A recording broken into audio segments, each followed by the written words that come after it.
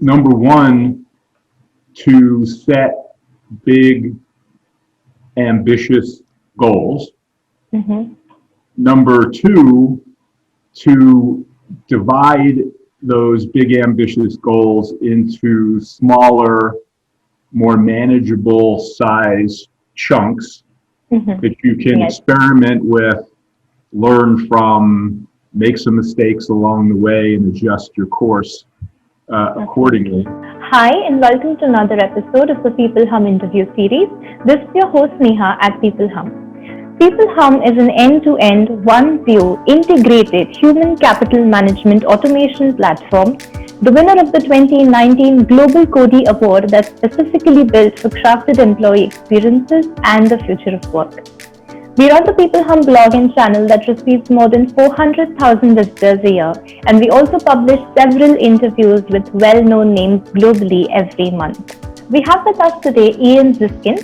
He's the co-founder and partner of Business Insights Group, a strategic partnership focused on coaching, leadership development, and HR transformation, and co-founder of both the Create Project and the Work Project, designed to address the future of work. Ian's global leadership experience includes serving in CHRO and other senior roles within 3 Fortune 100 companies. He has written/co-edited 3 books, dozens of articles, blogs, and book chapters on the future of work, HR and leadership, as well as coaching and HR's role with the board of directors, among other topics. So we're very thrilled to have you speak with us today, Ian. Welcome to peopleHum. It's great to be with you, Sneha. Thanks for having me. Thank you, Ian. So let's jump right into the interview. So my first question to you is, Ian, could you tell us about your human capital coaching and consulting firm and how it came to be? Sure, I'd be happy to. First, maybe a little bit of history and context. I've been in the HR profession in one way or another for over 38 years now. Been quite fortunate to have stumbled into a profession that I love. The first 28 years of my career I spent working for big companies based in the United States. And most recently, for the latter part of my corporate life, I was the chief HR officer for 2 companies, lastly being Northrop Grumman in the aerospace and defense business. And a little over 10 years ago, I then went a much more entrepreneurial route and established my coaching and consulting firm called EXec EXcel Group, which is basically a portfolio, a combination of coaching senior leaders and leadership development work, also with senior and high potential leaders. And I do quite a bit of advisory work as well with smaller, more entrepreneurial kinds of companies, typically helping them think about strategy and how to approach the marketplace for the products and services that they offer, quite typically somewhere in one way or another connected to the HR space. Wow, that's great, Ian. In your experience, how do you think can HR leaders of today maximize this concept of uncertainty? And what do you think they should focus on? I feel like this question is, I think, more relevant in today's world. So what's your take on that? Well, certainly the year 2020 has defined in many ways uncertainty as people are dealing with effects of coronavirus and economic uncertainties that come along with it, not to mention so many other changes that are happening so quickly. I've heard a number of people say, and I think I agree with it, that coronavirus in particular has accelerated a number of trends that were already underway. It's happening faster, and people are having to deal with them faster. So I think the opportunity for HR people in this environment is several-fold. One is to recognize and acknowledge these changes and trends rather than pretending or hoping they don't exist or will go away. And secondly, I think help organizations move more agilely and faster to address the change that's required. Just one example, something that I've been not only tracking and paying attention to about the future of work, but have been involved in in certain ways myself is the advent of remote work. More and more companies moving to people working outside of the traditional office space to accommodate the coronavirus right now. And so many companies that historically had been either very resistant to, or at least very slow about adopting some of these remote work practices, all of a sudden, overnight almost, or certainly within a matter of a few days, had to go from in-office work to remote work. And somehow or another, many of them have managed to do it rather successfully, including with and through the help of their HR organizations. And there's a lesson to be learned about moving in an agile way and turning in the direction that an organization needs to go in the moment in order to adapt to its environment. So I would say a lot of the uncertainty that's occurred, especially this past year, has revealed to us the ability to move in swifter, more flexible ways in directions that we've needed to go all along. Absolutely, absolutely. And I feel like this change was somewhere on the horizon, but the pandemic has, like you just mentioned, accelerated it. And I feel like the one good thing that can come out of this is that change management has like a whole new perspective to it. And I feel like people are learning to adapt to it, to use it, even if they're not strictly from the HR domain, they're still trying to understand what it means and, trying to use technology to get over it. So I feel like that's wonderful. Moving on to the next question, Ian. So you've written or co-edited 3 books. So what intrigued me was the concept of WillBe and WannaBe. So could you shed some light on that? Sure, I'd be happy to. This book that you're referring to, called WillBe, is a book I wrote, came out back in 2011. The focus really was on high potential leaders who I've observed or worked with in action over the course of my career, and what tends to set these leaders apart from others who would like to be known as successful high potential leaders, but may not be. And so the WillBes are the people that I refer to in the book as the successful high potential leaders. The WannaBes are the people who would like to be, but aren't necessarily viewed in the same positive way.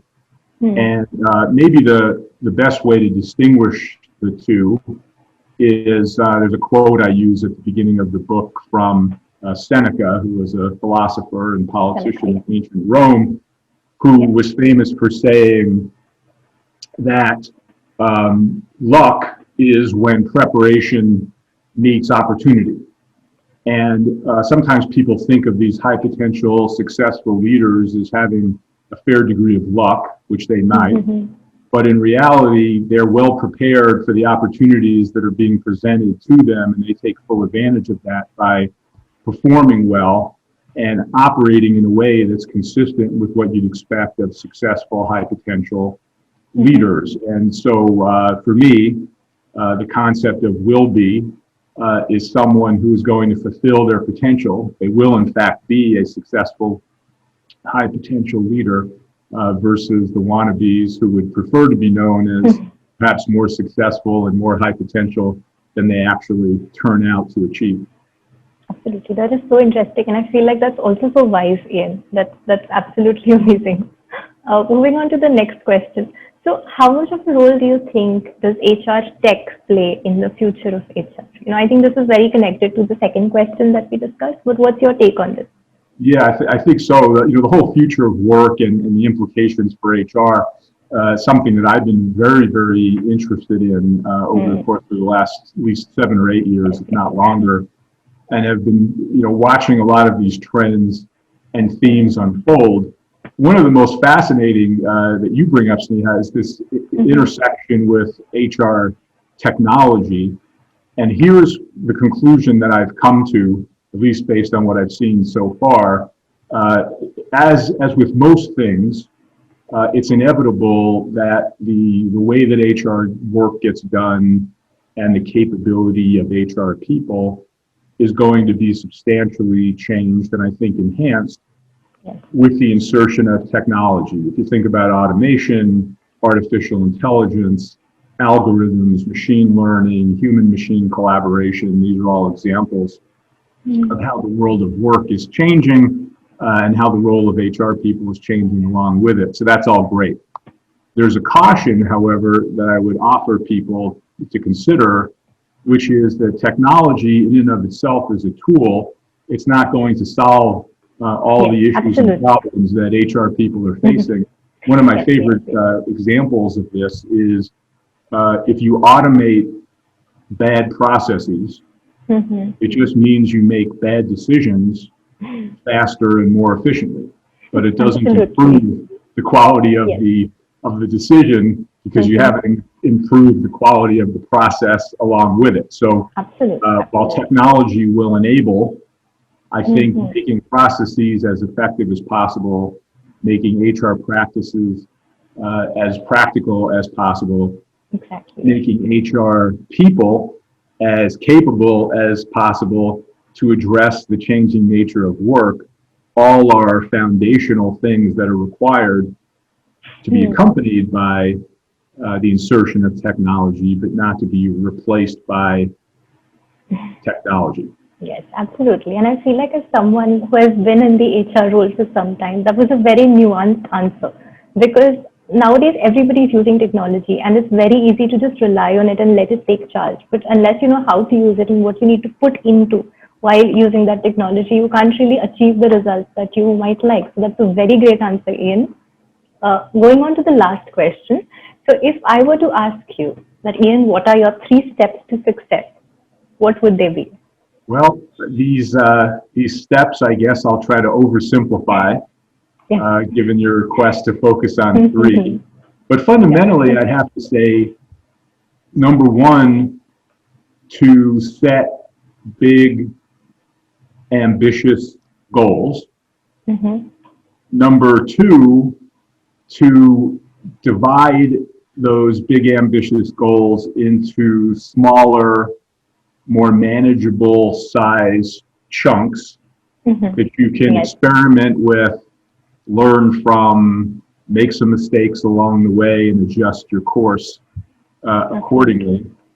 And then the third step would be surround yourself with people, both in your professional life and in your personal life, that are smarter than you are, better than you are, who also will help you to execute on and deliver on these big, ambitious goals that you set for yourself over one's career or one's life. So to summarize, those are the 3 things that I guess I would say might be the path to success, even though it's, I'm sure, a much more complicated set of things that you have to do over time to do something successfully, as you asked.